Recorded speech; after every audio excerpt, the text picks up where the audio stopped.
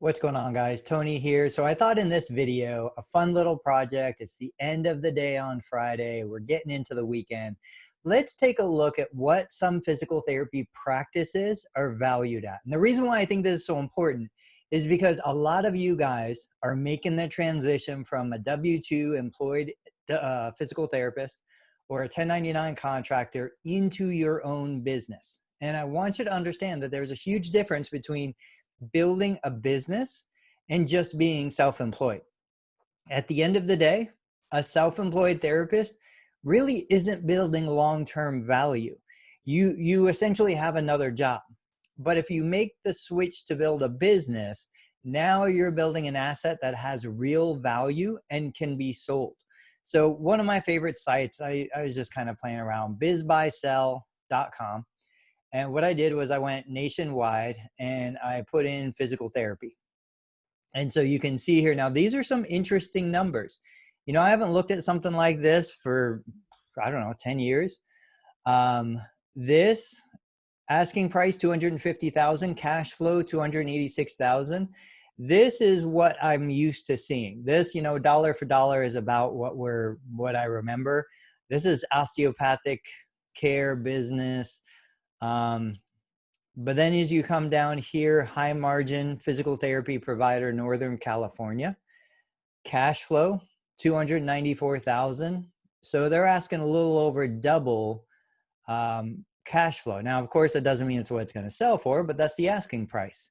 You know, if you don't know what cash flow is, I'm going to put the cursor here. So basically it's arrived at starting with your net before tax profit. Add back in any payments made to the owner, interest, depreciation of assets.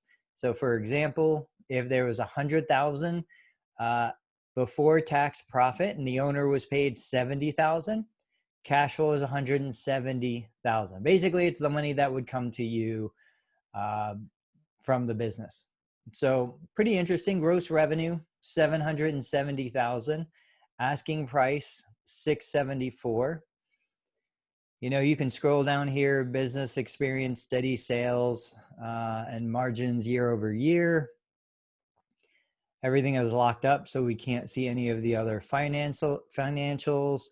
Turnkey physical therapy practice, Northern California, 30 years. You know, this is the thing, like you're building a team that has value. You're building a history that has value. You're building name recognition. You're building systems. This is an opportunity for a young clinician to step in without having to start from scratch and pick up where you leave off. Right here, this turnkey business offers well-trained staff, a loyal customer base, provide opportunity for fluid transition to new ownership without disruption. You know, my guess is the clinician's probably not working in the business.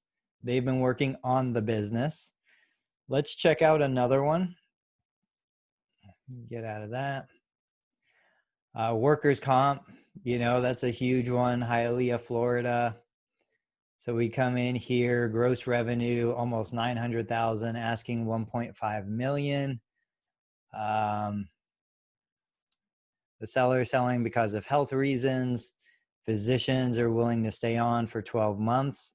So this, you know, this is a pretty significant operation right here. Building 5,000 square feet, leased. You can really pull a lot of interesting content and specs here. So this is a PT clinic and a fitness center. It's the last one we'll look at.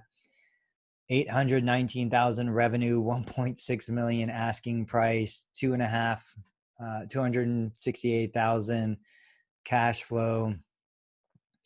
Create an environment that fosters professional, positive, caring relationships, first-rate care.